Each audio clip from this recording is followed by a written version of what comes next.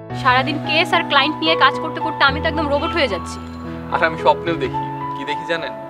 কি? Objection my lord.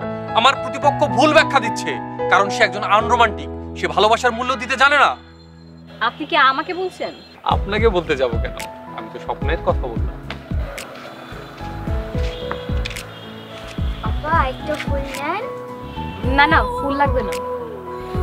ভাইয়া আপনার গার্লফ্রেন্ডের লেগে একটু ফুল নেন। আমার গার্লফ্রেন্ড আসলো কোত্থেকে? এই যে আপনার গার্লফ্রেন্ড। ও আমার গার্লফ্রেন্ড তোকে কে বলছে?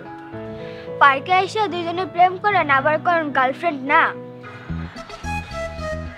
তুই তো অনেক চালাক রে। কোন ক্লাসে পড়িস?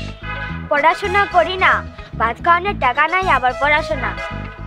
ফুল লাগবে না, আমি তোকে 100 টাকা দেবো, কিন্তু আমাকে কথা দিতে হবে তুই ফুল বিক্রির পাশাপাশি পড়ালেখা করে ডাক্তার ইঞ্জিনিয়ার। আমি ডাক্তার ইঞ্জিনিয়ার হব না, বড় হইয়া আমি উকিল হব। বাহ, এই না হলে বুদ্ধিমতী মেয়ের মতো কথা।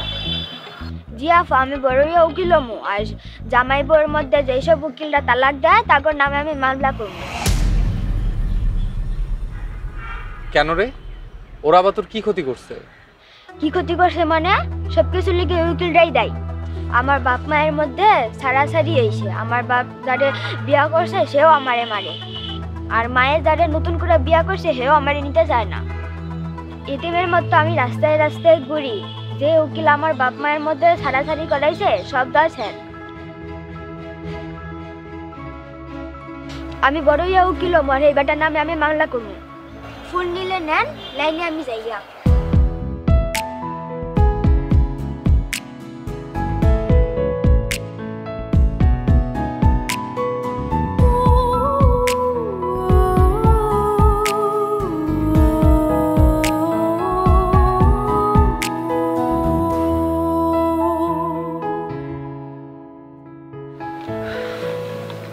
যাই বাবা।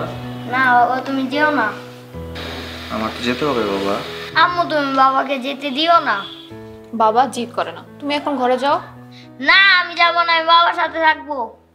এবার কিন্তু আমার মেজাজ খারাপ হচ্ছে। বাবা থাকলে কি সমস্যা? আমি আর বাবা সারা রাত কার্টুন দেখবো। আমি তোমার সাথে কার্টুন দেখব। তোমার বাবার কাজ আছে, তাকে যেতে দাও বাবা। আমি জানি তুমি বাবাকে দাঁড়িয়ে দিচ্ছ। আর বাবা তুমি আমাদেরকে কেন নিয়ে যাচ্ছ না? আমার এখানে আর ভালো লাগে না। আমি আর তোমার মা এখন আর একসাথে থাকি না বাবা। কিন্তু আমি তোমাদের দুজনের সাথে থাকতে চাই। সেটা সম্ভব না বাবা। আমি সব জানি, আমিও বড় হলে তোমাদের কারোর সাথে থাকবো না। তোমরা কেউ ভালো না, তোমরা দুজনেই খারাপ। আমার আব্বুও খারাপ, আমার আম্মুও খারাপ।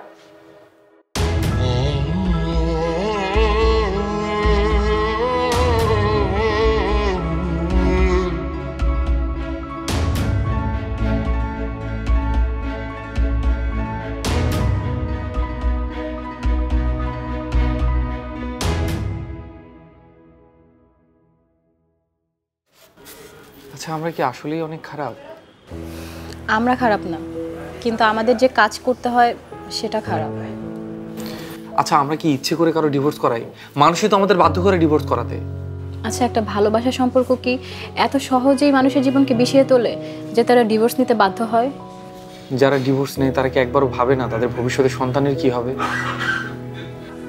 আমি ডিসিশন নিয়েছি, আমি কালকে থেকে এই কাজ বাদ দিব। আপনি বাদ দিলেই তো আর ডিভোর্স থেমে থাকবে না। যারা ডিভোর্স নেবে তারা ঠিকই অন্য উকিলের কাছে যেয়ে ডিভোর্স নিয়ে নেবে। তাহলে উপায়? প্রত্যেকটা উকিল যদি ডিভোর্স করানোর আগে একবার এর ভবিষ্যৎ সম্পর্কে বোঝাতো, তাহলে হয়তো আর এত ডিভোর্স হতো না।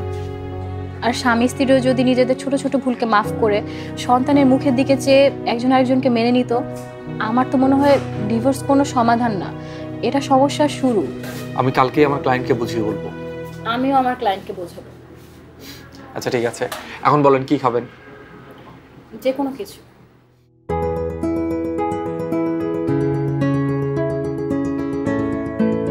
আমরা এসেছি একটা মীমাংসা করার জন্য। ডিভোর্স হওয়ার আগে আপনাদের কিছু কথা জেনে রাখা দরকার। মীমাংসার দরকার হবে না, আমরা আমাদের সিদ্ধান্ত নিয়ে ফেলেছি। তাহলে তো ঝামেলা মিটেই গেল। তা কি ঠিক করলেন? বাচ্চা কার কাছে থাকবে? আমরা সিদ্ধান্ত নিয়েছি আমরা ডিভোর্স নিব না। শুধুমাত্র আমাদের অভিমানের কারণে তো আর আমাদের সন্তানের ভবিষ্যৎ নষ্ট করতে পারি না। বাহ, কংগ্রেচুলেশনস। ঠিক এরকম কিছু একটাই আমরা চাচ্ছিলাম। আমরা নিজেরাও জানি আমাদের অনেক দোষ আছে, কিন্তু আমাদের সন্তান তো কোনো দোষ করেনি। আমাদের দোষের শাস্তি আমাদের সন্তান কেন পাবে? মানে ডিভোর্স নিয়ে হয়তো আমাদের দুটো পথ আলাদা হয়ে যাবে, কিন্তু আমাদের সন্তান তো দিশেহারা হয়ে যাবে। তাই আমরা চাই সবকিছু ভুলে একসাথেই থাকতে। খুবই ভালো সিদ্ধান্ত। তাহলে কালকে আমরা আপনাদের আবেদন উইথড্র করছি। আপনাদের নতুন জীবন অনেক সুখের হোক। Thank you so much. আমরা তাহলে আজকে আসি। আরে না, যাকে যাবেন না কাপ। আজকে অন্যদিন আসি।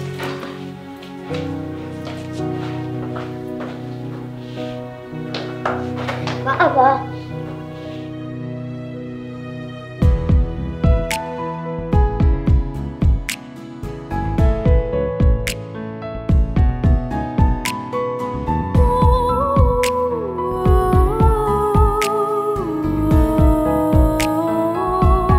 কি ব্যাপার, চুপ করে আছেন কেন?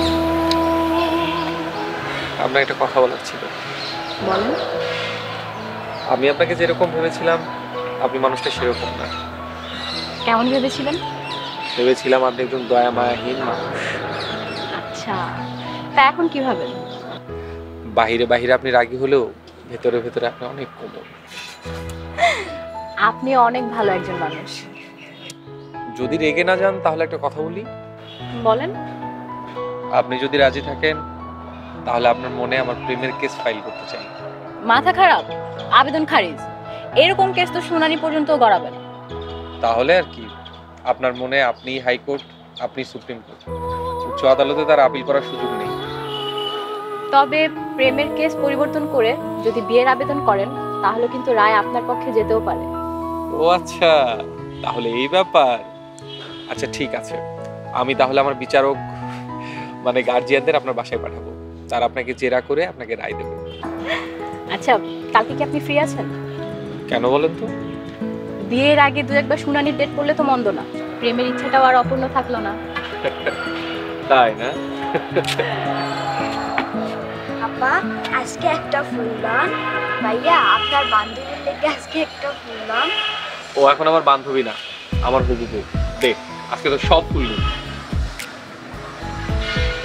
আচ্ছা, ফুল পরে নেওয়া হবে, আগে একটা কথা শোন। কি বলেন? আমাদের সাথে যাবি? কই যাবো? আমাদের বাসায় গিয়ে আমাদের সাথে থাকবি। কিন্তু আমি তো ঘরের কাম পারি না, রান্না বান্নাও করতে পারি না। খালি ঘর মুছতে পারি আর থালা বাসন ধুতে পারি, টুকটাক কাপড়ও ধুতে পারি। বাবা, তুই তো অনেক কাজ জানিস। কিন্তু আমাদের সাথে গেলে তোকে কোনো কাজ করতে দেবো না। তাইলে আমাদের মেয়ে হয়ে থাকবে। কিন্তু আমার একটা শর্ত আছে। কি কম? আমাকে মামুনি বলে ডাকতে হবে। আর আমাকে বাবা। ঠিক আছে মামুনি, ঠিক আছে বাবা। আচ্ছা তুই এদিকে আয় তো, ওগুলো রাখ। এদিকে আয়। কি লক্ষ্মী একটা মেয়ে না?